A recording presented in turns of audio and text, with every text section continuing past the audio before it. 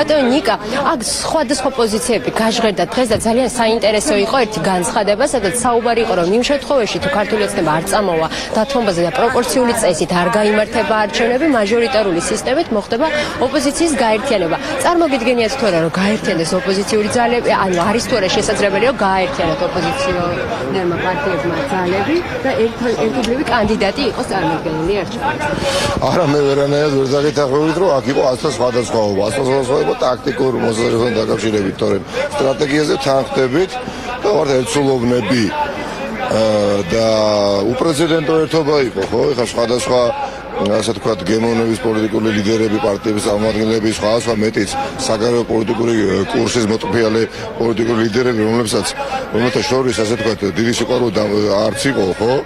რბილად რო თქვათ ესეც და მე ვფიქრობ დღეს ამუშავდა, ამოქმედდა ფორმულა ყველა მინუს 1. ყველა პოლიტიკური პარტია უკლებლივ და ის ერთი ადამიანი არის ბიზნე ივანიშვილი, მაგრამ ამ ყველა პოლიტიკურ პარტიას ზოგს უმაგრებს საზოგადოებრივი მხარდაჭერა, ხო? ეხლა მე სანამ თქვენ ჩაგერთვებოდით, ეხლა გავიგერო ბატონი კობახიძე გამოუყვანიათ, ხო? რომელსაც სხვა არაფერი არ დარჩენია და საუბრობს რას? რომ თითქოს თავიდან დავაინიცირებთო ამ ინიციატივას ახლა და რას გეუბნებია, რომ მომდენო რამდენიმე თვე ეხლა წამოიწყებენ ამ პროცედურებს და ჩვენ უნდა ვენდოთ ამ უტიფრობის ასე ვთქვათ პერსონიფიკაციებს ადამიანებმა, რომლებაც იკადრეს დღეს ის რაც იკადრეს, მე იმაზე აღარ ვსაუბრობ, რომ 2012 წელს როდესაც მოვიდნენ ესენი ხელისუფლებაში, საუბრობდნენ 2016 წელს ჩატარდებოდა ჯერ კიდევ პროპორციული წესით არჩევნები და 2016 წელს არ ჩატარდა იცით, მე 20-ში უნდა ჩატარებულო, 20-ში არ ჩავატარებთო და 20-ში ჩავატარებთო, 20-ში კარგიო, მაგრამ 20-ში შუდიაო და მე მოუწიათ ხო იმის გაკეთება. ისი გაკეთებას მოუწიათ, ანუ დანაპირების გაცემა საზოგადოებისთვის და ესეც კი მოპარეს ეხლა საზოგადოებას და აქ უკანა ქართული ოცნება რომ თქვენი მოთხოვნები იყო და გეგმა როგორი არის? კობახიძე რა სიტყვის ბიზნე ივანიშვილი ეს უკვე მეორე ხარისხოვანია. მათ უნდა ყური უდონ საზოგადოებას დღეიდან, ამიერიდან, ძალიან ყურადღებით. და თლიანად ეს პროცესი წარიმართება საზოგადოების დიქტატის ქვეშ.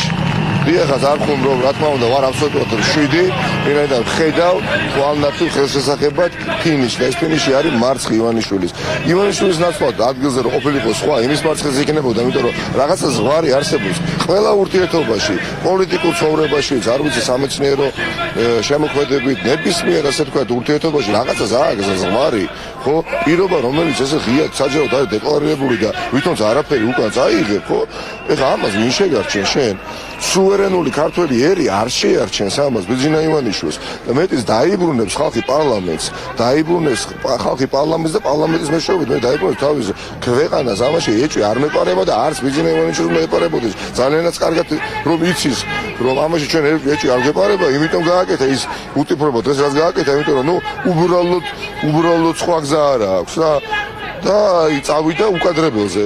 მაგრამ მახსენდება ხა ადამიანი, რომელიც არ ვიცი, ხა არის ყველაფრის მკადრებელი და შესაძლებელია, არ ვიცი, პარტნიორს მოპაროს რაღაცა და წავიდეს და ლომბარდში ჩააბაროს, ვინაიდან რაღაცა თავი გადაერჩინოს, რომელსაც უკვე ზნეობა აქვს დაკარგული და აი ესეთი რაღაცა იკადრა ამ ადამიანმა და ამ ადამიანს ეხა ქვია ქვეყნის მართველი და ემშვიდობება, შვიდად, მაგრამ მტკიცედ და უხოყმანოდ იქნება ყველა პოლიტიკური ოპოზიციური პარტიის ლიდერი საზოგადოებასთან ერთად.